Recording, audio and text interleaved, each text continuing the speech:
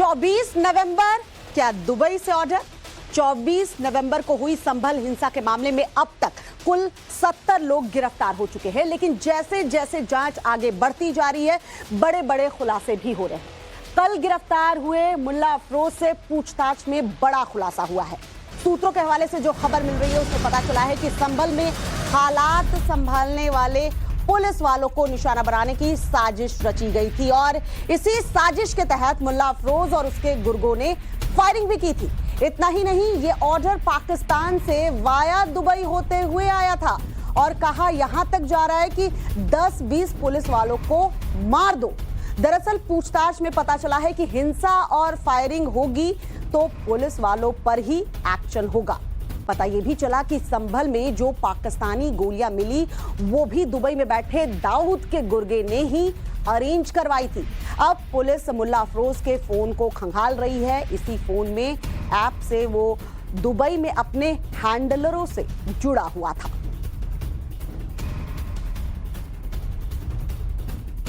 तो मुल्ला अफरोज पर शिकंजा कसा है। नए 10 आरोपी की गिरफ्तारी हो चुकी है। अब तक इस केस में 70 आरोपी जो है दबोचे जा चुके हैं।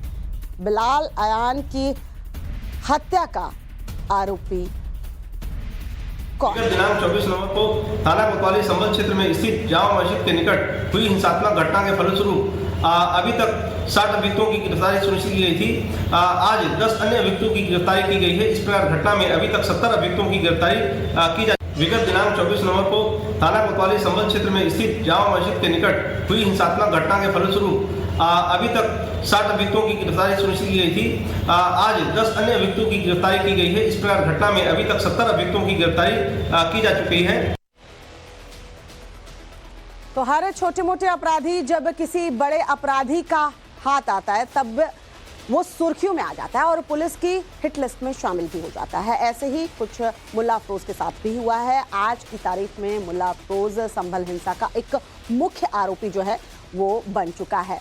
आपने सुना कि कैसे यहाँ पर पुलिस बता रही थी कि 60 आरोपियों की गिरफ्तारी पहले हो चुकी थी। 10 नए आरोपी जो हैं वो अभी पकड़े गए हैं। जांच जैसे जैसे आगे बढ़ते जा रही है, देखिए नए नए खुलासे हो रहे हैं और आने वाले दिनों में और भी गिरफ्तारियां संभव भी है।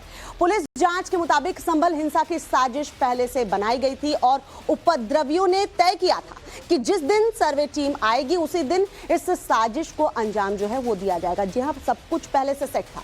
24 नवंबर का दिन था जब संभल हिंसा हुई। दोनों पक्षों के साथ अफसर सर्वे करने के लिए पहुंचे थे और इसी दिन का तो इंतजार था। इस दौरान मौके पर मौजूद भीड़ भड़क उठी। भीड़ को भड़काने का आरोप मुल्ला अफरोज गैंग के ऊपर लगा है। उपद्रवियों की आड़ में मुल्ला अफरोज ने फायरिंग भी की। फायरिंग में मुल्ला अफरोज के साथी भी शामिल बताए गए। पुलिस को निशाना बनाकर फायरिंग की गई थी। मुल्ला अफरोज गैंग की फायरिंग में 5 लोग मारे गए थे। मारे गए लोग अयान और बिलाल जिसमें शामिल थे। फायरिंग पुलिस और सरकार को बदनाम करने की साजिश थी। जी हाँ, जो दिखाया जा रहा था दरअसल वैसा नहीं था, लेकिन पोस्टमार्टम रिपोर्ट से साफ हुआ कि पुलिस फायरिंग से मौत नहीं हुई है। जब जांच हुई तो मुल्ला अफरोज तक पुलिस जो है अब पहुंच चुकी है। तो पुलिस ने मुल्ला अफरोज की गिरफ्तारी के बाद इसकी कुंडली जो है वो खंगालनी शुरू की तो पता ये चला कि ये बेहद शातिर अपराधी था जो लंबे समय से पुलिस की आंखों में धूल झोंकता आ रहा था। हुसैनी रोड थाना नखासा यह अभियुक्त सारी सटा गैंग का सक्रिय सदस्य है एवं वाहन तस्करी एवं शस्त्र तस्करी से यह और इसका गैंग जुड़ा हुआ है। यह अपने अन्य साथियों के साथ घटना के समय भीड़ में मौजूद था और इसके द्वारा घटना में सक्रिय भागीदारी करते हुए पुलिस पार्टी पर फायरिंग की गई, जिसके फलस्वरूप भगदड़ में कुछ गोलियां इसके अन्य साथियों और उपद्रवियों को भी लगी, जिसमें 2 व्यक्तियों की मृत्यु हो गई, जिसमें एक बिलाल एवं दूसरा अयान है। अभियुक्त के कब्जे से आला कत्ल 1 अदद पिस्टल 32 बोर एवं 3 अदद जिंदा कार्टेज 32 बोर के बरामद किए गए हैं।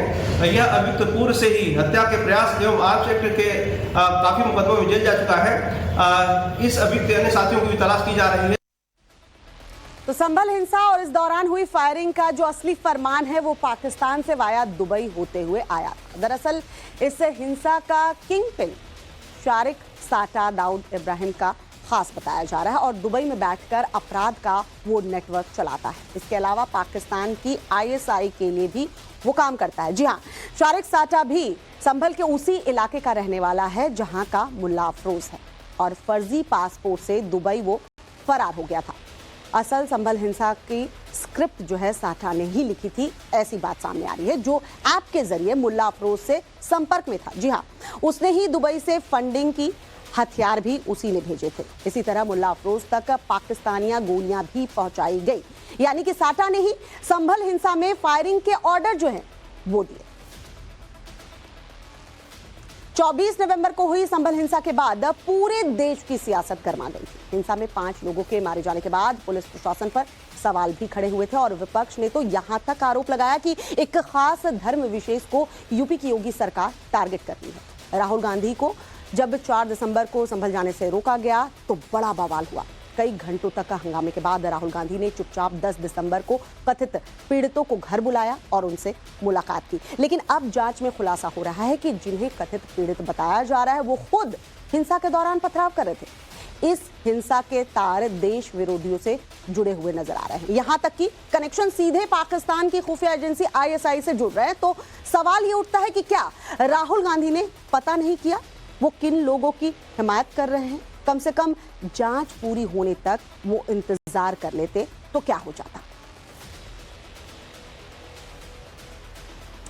कुछ हर छोटे मोटे अपराधी पर जब किसी बड़े अपराधी का हाथ आता है तब वो सुर्खियों में आ जाता है, पुलिस की हिट लिस्ट में नाम उसका जुड़ जाता है। अब कुछ ऐसा ही देखिए हुआ है मुल्ला अफरोज के साथ। आज की तारीख में मुल्ला अफरोज संभल हिंसा का एक मुख्य आरोपी बताया जा रहा है, लेकिन आपको ये जानकर हैरानी होगी कि मुल्ला अफरोज असल में दाऊद गैंग का गुर्गा है। जी हाँ, दुबई में अंडरवर्ल्ड डॉन और भारत का मोस्ट वांटेड दाऊद का खास आदमी तारिक साठा है। मुल्ला अफरोज को वो हैंडल किया करता था, कहां से? दुबई से बैठ के। मुल्ला अफरोज संभल के दीपा सराय का रहने वाला है और संभल हिंसा से पहले छोटे मोटे अपराध करते हुए ऑटो लिफ्टर बन गया था और आज मुल्ला अफरोज इंटरनेशनल ऑटो लिफ्टर है, जिसका दिल्ली NCR से महंगी गाड़ियां चुराने का पूरा गैंग बन गया है और चोरी की गाड़ियों को नेपाल, बंगाल, नॉर्थ ईस्ट में वो बेचा करता था। ऑटो लिफ्टिंग यानी कि गाड़ियों की चोरी करते करते मुल्ला अफरोज दुबई के शारिक साठा के संपर्क में आया और फिर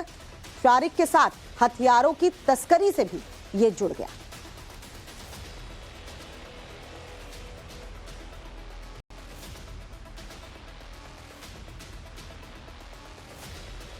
तो अब सवाल ये उठता है कि संभल हिंसा का आखिरकार मकसद क्या था? अब इस पर सवाल खड़े हो रहे हैं। देश में हिंसा कौन भड़काना चाहता है?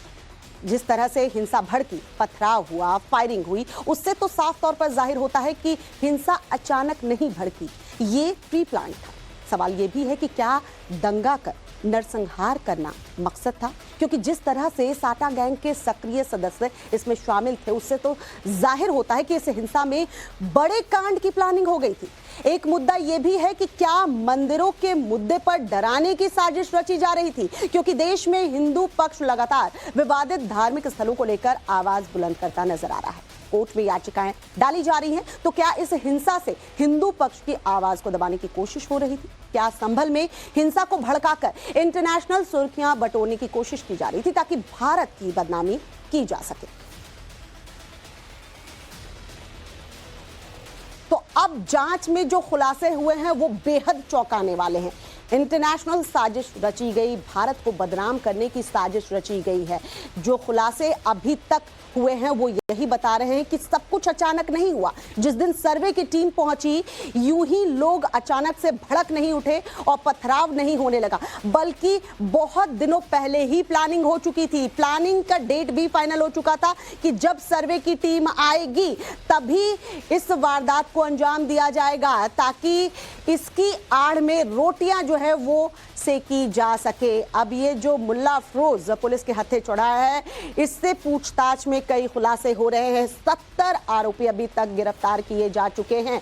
60 पहले गिरफ्तारी हो चुकी थी, 10 नई गिरफ्तारियां हुई हैं।